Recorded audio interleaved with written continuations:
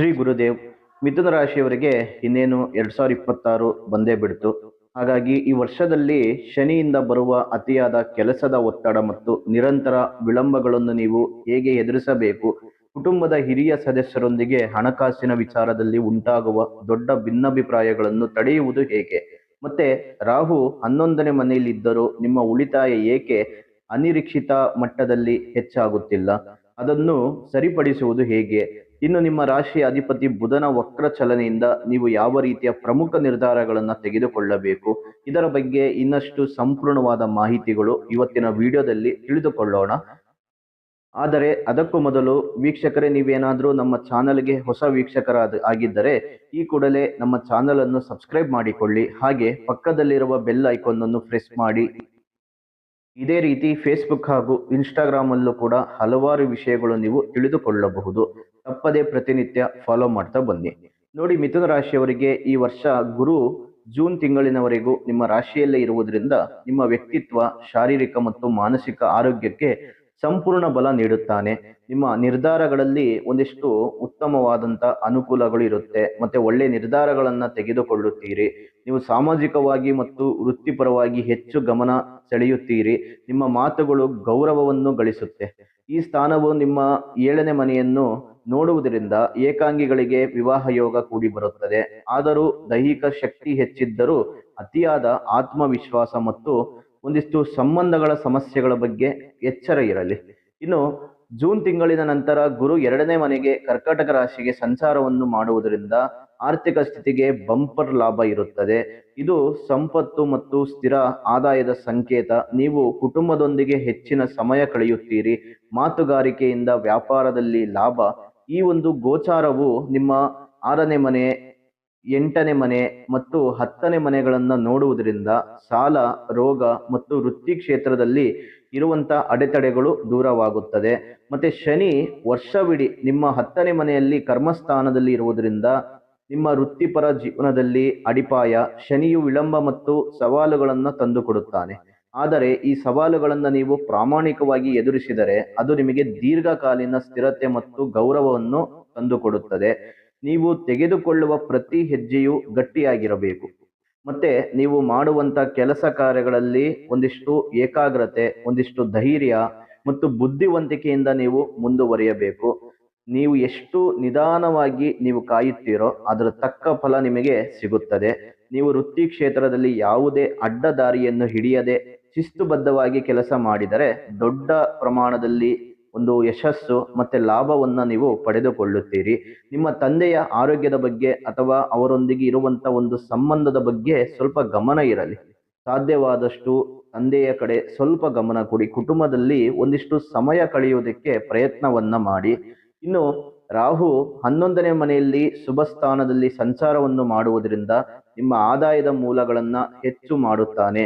ರಾಹು ಅನಿರೀಕ್ಷಿತ ಲಾಭವನ್ನು ನೀಡುತ್ತಾನೆ. ನಿಮ್ಮ ಸಾಮಾಜಿಕ ವಲಯ ಮತ್ತು ನೆಟ್ವರ್ಕ್ಗಳಿಂದ ಅಪಾರ ಲಾಭವನ್ನು ಪಡೆಯುತ್ತೀರಿ. ವಿದೇಶಿ ಸಂಪರ್ಕಗಳು, ತಂತ್ರಜ್ಞಾನ ಆಧಾರಿತ ಕೆಲಸಗಳು ಅಥವಾ ರಾಜಕೀಯದಿಂದ ಲಾಭದ ಬಲವಾದ ಯೋಗವಿರುತ್ತೆ. ನೀವು ಕಂಡ ಕನಸುಗಳು ಮತ್ತೆ ನಿಮ್ಮ ಆಸೆಗಳು ಈ ವರ್ಷ ಈಡೇರಲು ರಾಹು ಸಹಾಯ ಮಾಡುತ್ತಾನೆ. ಇನ್ನು ಕೇತು 5ನೇ ಮನೆಯಲ್ಲಿರುವುದರಿಂದ ಪ್ರೇಮ ಸಂಬಂಧಗಳು ಮತ್ತೆ ಸಂತಾನ ಮತ್ತೆ ಶಿಕ್ಷಣದ ವಿಚಾರದಲ್ಲಿ ಅನಿರೀಕ್ಷಿತ ಫಲಿತಾಂಶಗಳನ್ನ ನೀಡಬಹುದು.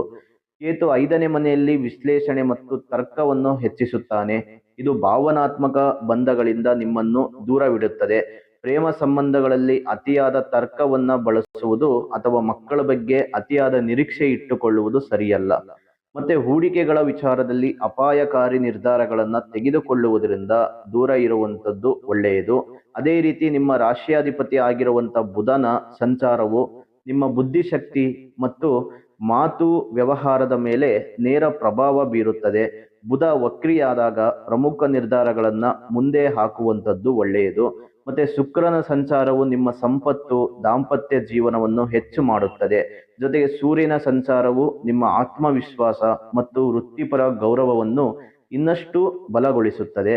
ಇನ್ನು ಕುಜನ ಸಂಚಾರವು ನಿಮ್ಮ ದೈಹಿಕ ಶಕ್ತಿ ಮತ್ತು ಆಸ್ತಿ ವಿಚಾರಗಳಲ್ಲಿನ ನಿರ್ಧಾರಗಳನ್ನ ನೀವು ಒಂದಿಷ್ಟು ಉತ್ತಮವಾಗಿ ನಿಭಾಯಿಸಿಕೊಂಡು ಹೋಗುತ್ತೀರಿ. ಮತ್ತೆ ಕುಜ ಬಲವಿರುವಾಗ ನೀವು ಆತುರದ ನಿರ್ಧಾರಗಳನ್ನು ತೆಗೆದುಕೊಳ್ಳುವಂಥದ್ದು ತಪ್ಪಿಸಬೇಕಾಗುತ್ತೆ. ಇನ್ನು ವೀಕ್ಷಕರೇ, ಮಿಥುನ ರಾಶಿಯವರಿಗೆ 2026 ಸವಾಲುಗಳನ್ನ ಕಂಡು ನೀವು ಭಯ ಪಡಬೇಕಾಗಿಲ್ಲ. ನಿಮ್ಮಲ್ಲಿರುವ ಅತಿ ದೊಡ್ಡ ಶಕ್ತಿ ನಿಮ್ಮ ಬುದ್ಧಿಶಕ್ತಿ ಮತ್ತು ಹೊಂದಿಕೊಳ್ಳುವ ಸ್ವಭಾವ. ಗುರು ಮತ್ತು ಶನಿ ಇಬ್ಬರು ಗ್ರಹಗಳು ನಿಮ್ಮ ಜೀವನದಲ್ಲಿ ದೊಡ್ಡ ಬದಲಾವಣೆಗಳನ್ನ ತರುತ್ತಿವೆ. ಶನಿಯು ನಿಮ್ಮ ವೃತ್ತಿ ಬದುಕಿಗೆ ಗಟ್ಟಿಯಾದ ಅಲುಗಾಡದ ಅಡಿಪಾಯ ಹಾಕುತ್ತಿದ್ದಾನೆ. ಜೂನ್ ನಂತರದ ನಿಮ್ಮ ಆರ್ಥಿಕ ಪ್ರಗತಿಯು ನಿಮ್ಮ ಎಲ್ಲ ಹಿಂದಿನ ಕಷ್ಟಗಳಿಗೆ ಉತ್ತರ ನೀಡುತ್ತದೆ. ನೆನಪಿಟ್ಟುಕೊಳ್ಳಿ, ಬುದ್ಧಿಯ ಅಧಿಪತಿಯಾದ ಬುಧ ಮತ್ತು ಧನದ ಅಧಿಪತಿ ಆಗಿರುವಂತ ಗುರು ಇಬ್ಬರು ನಿಮ್ಮನ್ನು ಆಶೀರ್ವಾದವನ್ನು ಮಾಡುತ್ತಾರೆ. ಯಾವುದೇ ಭಯ ಬೇಡ, ನಂಬಿಕೆಯಿಂದ ಮುನ್ನುಗ್ಗಿ. ಈ ವರ್ಷ ನೀವು ಗೆದ್ದೇ ಗೆಲ್ಲುವಿರಿ. ಇನ್ನು ವೀಕ್ಷಕರೇ, ಈ ವರ್ಷದಲ್ಲಿ ನೀವು ಮಾಡಬೇಕಾದ ಪರಿಹಾರಗಳು ತಿಳಿಸ್ತೇವೆ. ಆದರೆ ಅದಕ್ಕೂ ಮೊದಲು ಈ ವಿಡಿಯೋ ಇಷ್ಟವಾಗಿದ್ದರೆ ಲೈಕ್ ಮಾಡಿ, ಶೇರ್ ಮಾಡಿ, ಜೊತೆಗೆ ನಮ್ಮ ಚಾನೆಲ್ ಅನ್ನು ಸಬ್ಸ್ಕ್ರೈಬ್ ಮಾಡಿಕೊಳ್ಳಿ. ಮತ್ತೆ ಈ ವಿಡಿಯೋ ನಿಮಗೆ ಎಷ್ಟು ಉಪಯೋಗ ಆಗಿದೆ ಅನ್ನುವುದರ ಬಗ್ಗೆ ನಿಮ್ಮ ಅನಿಸಿಕೆಗಳು, ಅಭಿಪ್ರಾಯಗಳು ಕಾಮೆಂಟ್ ಮೂಲಕ ತಿಳಿಸಿಕೊಡಿ. ನೋಡಿ, ಮಿಥುನ ರಾಶಿಯವರು ಪ್ರತಿ ಶನಿವಾರ ನಿರ್ಗತಿಕರಿಗೆ ಅಥವಾ ರೋಗಿಗಳಿಗೆ ಸೇವೆ ಸಲ್ಲಿಸಿ ಶನಿ ದೇವಸ್ಥಾನಕ್ಕೆ ಎಳ್ಳೆಣ್ಣೆ ದೀಪ ಹಚ್ಚಿ ಓಂ ಸಂ ಶನೇಶ್ವರಾಯ ನಮಃ ಎಂಬ ಮಂತ್ರವನ್ನು ಜಪ ಮಾಡಿ. ಜೊತೆಗೆ ಧನ ಮತ್ತು ಅದೃಷ್ಟಕ್ಕಾಗಿ ಪ್ರತಿ ಗುರುವಾರ ವಿಷ್ಣು ಸಹಸ್ರನಾಮ ಜಪ ಮಾಡಿ. ಬಡ ವಿದ್ಯಾರ್ಥಿಗಳಿಗೆ ಹಳದಿ ಬಣ್ಣದ ಪುಸ್ತಕ ಅಥವಾ ಲೇಖನ ಸಾಮಗ್ರಿಗಳನ್ನ ದಾನ ಮಾಡಿ. ಜೊತೆಗೆ ಸಂಬಂಧಗಳಲ್ಲಿ ಶಾಂತಿಗಾಗಿ ಪ್ರತಿ ಬುಧವಾರದ ದಿನ ಗಣಪತಿಯ ದರ್ಶನ ಮಾಡಿ ದುರ್ವೆಯನ್ನು ಅರ್ಪಿಸಿ ಬೀದಿ ನಾಯಿಗಳಿಗೆ ಆಹಾರ ನೀಡಿ. ಇನ್ನು ವೀಕ್ಷಕರೇ, ನಿಮ್ಮ ರಾಶಿಯ ಬಗ್ಗೆ ಇನ್ನಷ್ಟು ಹೆಚ್ಚಿನ ಮಾಹಿತಿಗಾಗಿ ಸ್ಕ್ರೀನ್ ಮೇಲೆ ಕಾಣುತ್ತಿರುವ ಸಂಖ್ಯೆಗೆ ಕರೆ ಮಾಡಿ ನಿಮ್ಮ ಅಪಾಯಿಂಟ್ಮೆಂಟ್ ಬುಕ್ ಮಾಡಿಕೊಳ್ಳಿ.